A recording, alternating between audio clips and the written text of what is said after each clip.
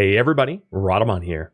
This video is a brief overview of the new Mechanitor and Mech mechanics introduced by RimWorld's Biotech DLC. I'll only be covering mechanics relevant to being a Mechanitor. Other topics will be covered in other videos. Use YouTube chapters if you're looking for something specific. Some parts of the Biotech Mechanitor mechanics are purposely not covered in this video so as to not spoil the enjoyment for you viewers, like what special mechanoids you unlock or the specific boss fights you'll face. What is a Mechanitor? Mechanitors are a new special type of Psycaster who are able to manufacture and control mechanoids for work and combat. Almost anyone can be a Mechanitor. The only people who are excluded are those who are psychically deaf. People with high crafting skills make more capable Mechanitors because mechanoid repair requires smithing. How do I become a Mechanitor? There are multiple ways to become a Mechanitor. The easiest way is to start the game as one.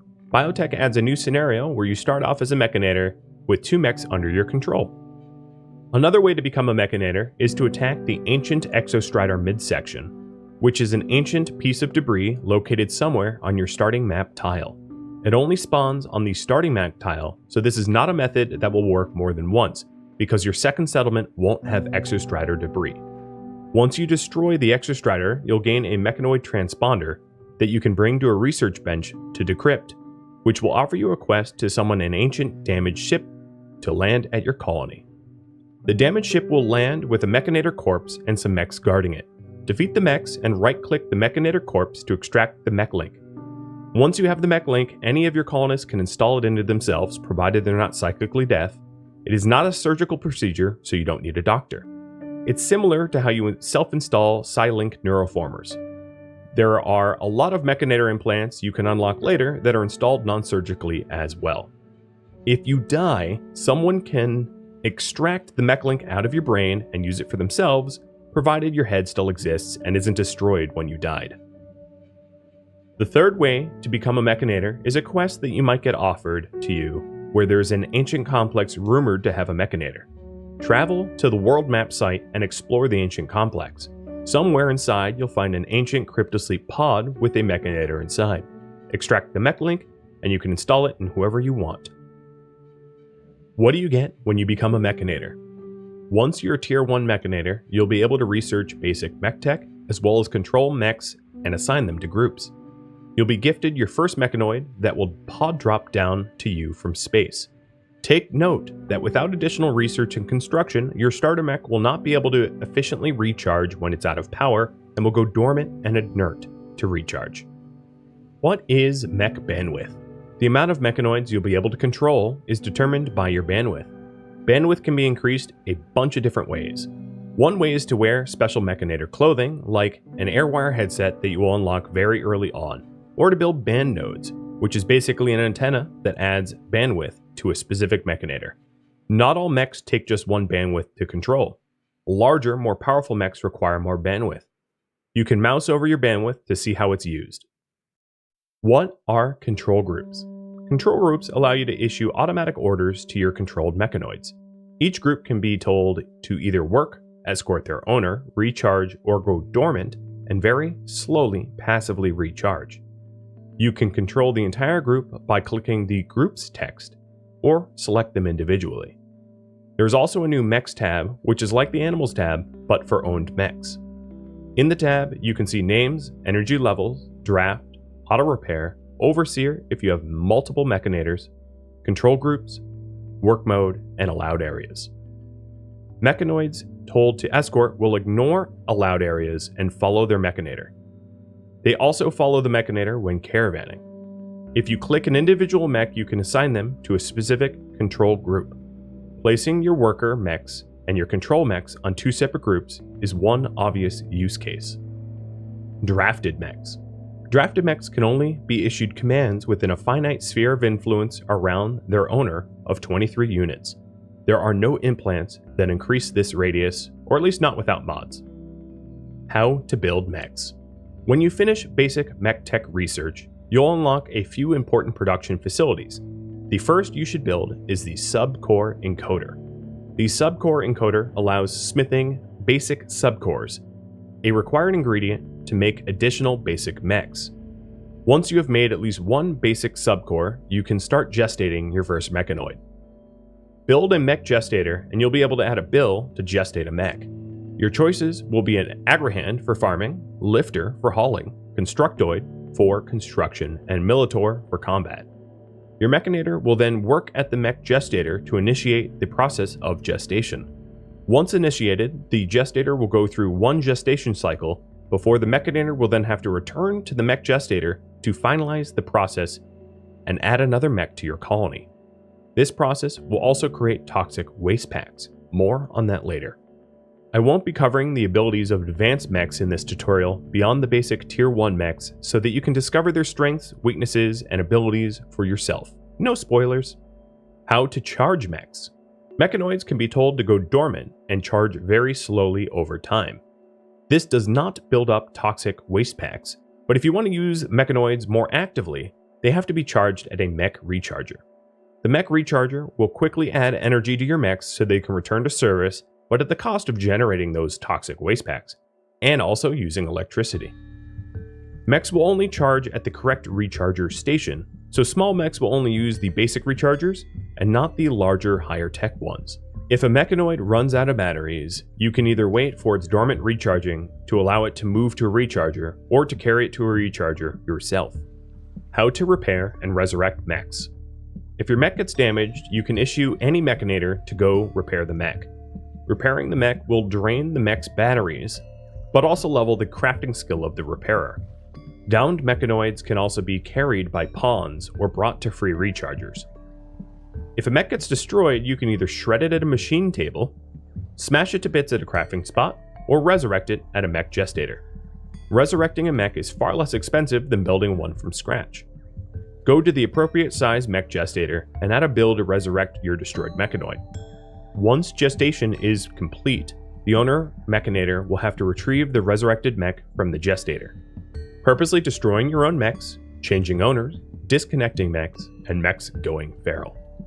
If you want to dismantle one of your mechanoids for scrap, just right-click the mech you want broken down with the owner, and as soon as you dismantle the mech, it will be disassembled, refunding you some of its parts.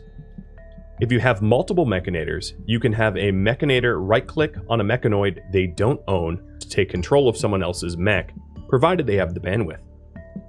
If you want your mechanoids to be released to the wild, you can disconnect them. Once disconnected, you can reconnect unless the mech goes feral.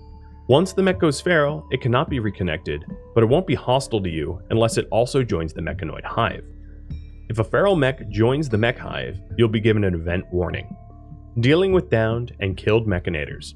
If your Mechanator gets knocked out or goes in a coma, the mechs under the control will continue doing whatever their last instructions were and not go feral. You can still partially control them through the Mechs tab by assigning control groups or allowed areas, but you will not be able to change the tasks of the control groups or to draft the mechs manually. If the Mechanator dies, you can have another Mechanator regain control of the disconnected mechs, but act fast before they go feral. What happens with not enough bandwidth? If your bandwidth drops below the required amount to control your mechs, some mechs will be temporarily disconnected. This happens all the time if you change a weaker piece of bandwidth gear to a stronger one, or have a brownout and banned nodes go offline. If you don't reconnect your mechs by increasing your bandwidth, there's a chance the disconnected mech will go feral, so act fast. Leveling up your Mechanator. Most of the implants can also stack multiple times and often for increased benefits when stacked, but the true power comes in when you take on mechanoid bosses. Once your Mechanator has built a comms console, they'll be able to call in the first mech boss, the Diabolus. Upon Diabolus's defeat, you'll be able to unlock standard Mechtech. I won't be spoiling the boss fights in this video. Farming bosses.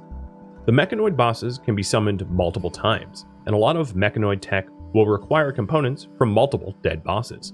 The cooldown on summoning bosses is relatively short, but it's a universal cooldown, so multiple Mechanators or multiple settlements cannot speed up the process. Standard Mechtech. Standard Mechtech gives more powerful pieces of equipment to use for your Mechanators, as well as more powerful mechs to control, but even larger gestators and rechargers are going to be required. The mechs now also require a standard subcore, which is obtained by scanning the brains of humanoids. This is not a fatal process, but the humanoid who get scanned will suffer from scanning sickness, which dramatically lowers their consciousness, moving, manipulation, talking, and eating. Additionally, you'll unlock a mech band antenna, which is required to build in order to summon the next boss, the War Queen. High Mechtech. High Mechtech gives even more powerful equipment, implants, and mechanoids to use. Some of the mechanoids at this tier require a high subcore, which is acquired through the sacrifice of a humanoid with a subcore rip scanner. Another handy structure you can now build is the Mech Booster, a device that allows mechs to work 50% faster and move 15% faster within its radius, and can be minified and reinstalled for convenience, unlike most of the other Mechanitor buildings. The effect does not stack, however. To summon the final mech boss, you'll need the Mech Band Dish. Ultra Mechtech. The final tier brings you amazingly powerful mechanoids, as well as the ability to unlock Wastepack Atomizer, which is a relatively easy way to deal with all the toxic waste packs that you've likely acquired as a Mechanator. Powering your mech empire. There's one new super easy way to generate mass amounts of power, the new Toxifier generator. It's an easy tech to research. The only research prerequisite is electricity, and it's cheap to build. The drawback, of course, is it creates pollution. Toxic waste packs. One of the major drawbacks to being a Mechanator is the amount of toxic waste packs that you've likely acquired. You can freeze toxic waste packs to keep it stable and to stop it from leaching into the environment, but that doesn't get rid of it, does it? You can caravan and dump it, or you can transport pod launch it. These are relatively simple options. The tile where you dump the toxic waste packs will become more polluted, eventually reaching 100%. If you dump toxic waste packs near neutral or allied settlements, it will upset them.